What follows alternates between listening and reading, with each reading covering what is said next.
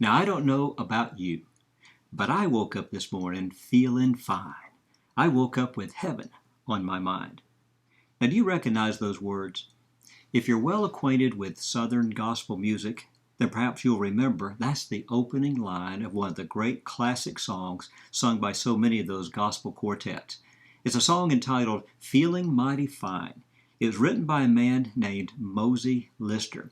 Mosey Lister was a good old Georgia boy, born and raised in the fine state of Georgia. That's where I was born.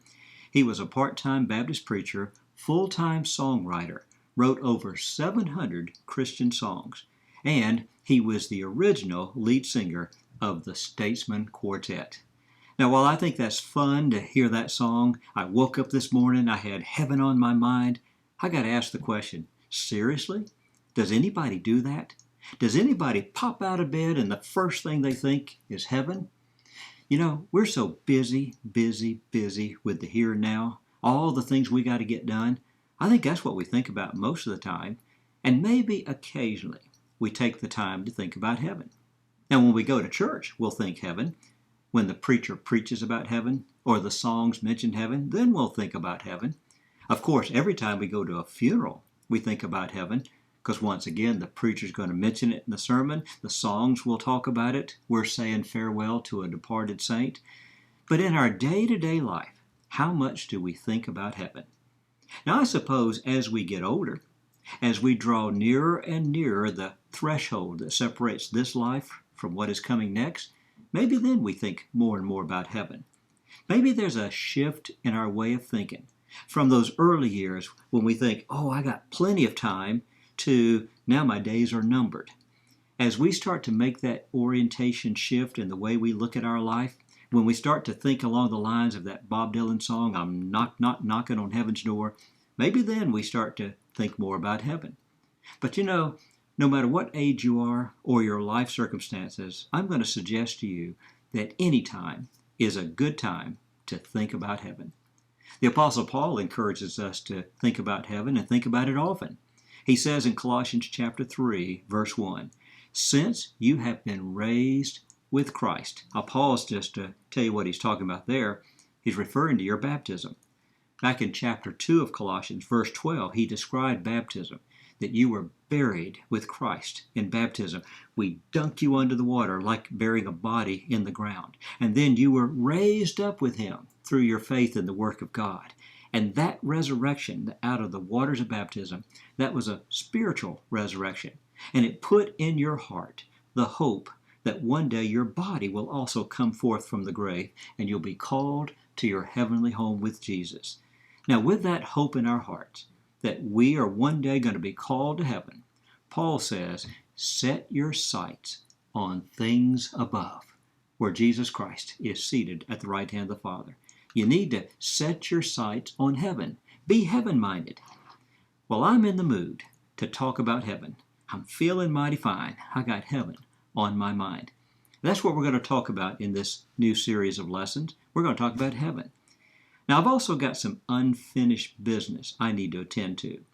In our Wednesday evening Bible study, I've been teaching on the book of Revelation for several months, and we were near the end, just wrapping up chapter 21, getting ready for chapter 22 when the coronavirus hit. And it's been 10 weeks and counting, waiting for the opportunity to finish that last lesson. In fact, some of you have asked me, so when are you going to do it? Maybe you could record it and let us listen to it online. I've decided, let's do that.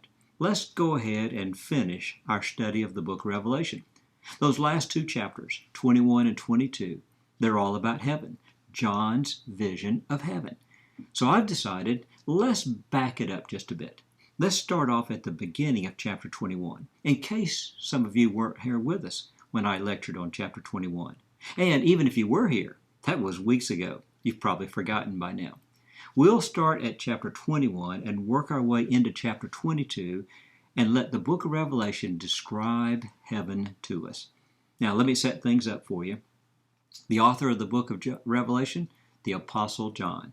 Now, that's the traditional view, goes back to the early church, and I'm very much a traditionalist. I don't usually buy into the new theories that people like to come up with. I like ideas that have stood the test of time.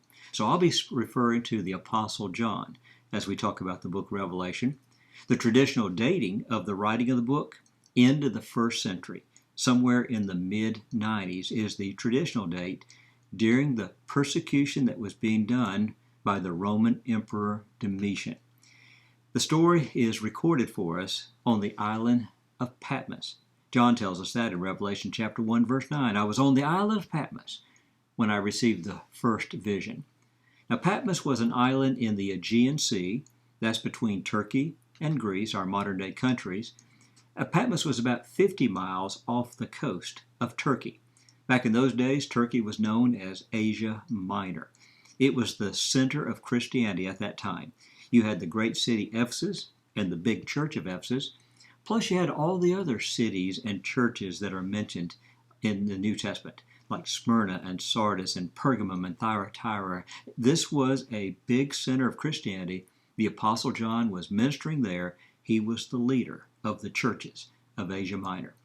Now, he's on this island of Patmos, small island, only about 10 miles long, 6 miles wide. He's not there for vacation. He's not even there as a missionary. He's there because he's in exile. It's part of the persecution of the Roman Empire. He is being persecuted for preaching the gospel of Jesus Christ. As John describes it, I, John, was on the island called Patmos because of the Word of God and the testimony of Jesus. You see, the leaders of the churches were being rounded up. Some were being put in prison. Some were being executed. Some, like John, sent off into exile on a foreign island. And so John is there, and he receives visions. The book of Revelation is not one long vision. It's a collection of visions, a series of visions received over a period of time. And thus, as he collects them, he writes them down. And chapter 21, 22, that's his final vision that he received. It's a tour of heaven. Now, as he describes heaven to us, the reader, from what he saw as he worked through the vision that was given to him, here's what he says in his opening line. Verse 1, he says, I saw a new heaven and a new earth, because the first heaven, the first earth, had passed away. Now that language, I saw a new heaven, a new earth, that's the language of Genesis chapter 1, verse 1, the language of creation. In the beginning, God created the heavens and the earth. It's also language that the prophet Isaiah used in his book, which is a collection of visions. He says, for example, in Isaiah 65, Behold, I will create a new heaven and a new earth, and the former things will no longer be remembered. They will not come to your mind. Now, when you're reading the book of Revelation, keep this in mind. A lot of the language, a lot of the imagery comes straight out of the book of Isaiah. Same God doing revelation to two prophets, and so no surprise, there's a lot of overlap, a lot of parallel. Revelation, you should read it as you read Isaiah. Now, when you're reading Isaiah, you'll find that most of the chapters of Isaiah are talking about Jesus Christ in prophecy, and they're focused on his first coming. But when you get to the final chapters of the book of Isaiah, that's where he starts to open up a bit and give us a glimpse of the finale, a little bit about Judgment Day, about hell, and about heaven. And it's particularly the language and imagery about heaven that shows up time and time again in the book of Revelation. Now, it's going to be new creation imagery. That is, it's going to have the feel of what it sounded like back in the beginning in Genesis when God was creating the heavens and the earth, and it was this perfect paradise. And so you'll see in the book of Revelation, as John describes heaven, he goes back to the original goodness that we had in the beginning before sin corrupted everything. Back when God looked at creation and said, that's very good. It'll have the original wonder and beauty as God used his amazing power and knowledge and created all these amazing things that he created. It will also have the original peace and tranquility that we associate with living in the Garden of Eden. You think about what comes to your mind when you're reading Genesis 1 and 2. Don't be surprised. They work their way into the vision that John gives us of heaven in Revelation 21 and 22. It's as if the human race has gone through its journey through sin and redemption, and now we're returning to paradise. Now, what John says in verse 1 of chapter 21, that's just the beginning. It's just a small beginning. He has so much more to tell us, so much more imagery as we think about heaven. And I hope that heaven is something you are looking forward to.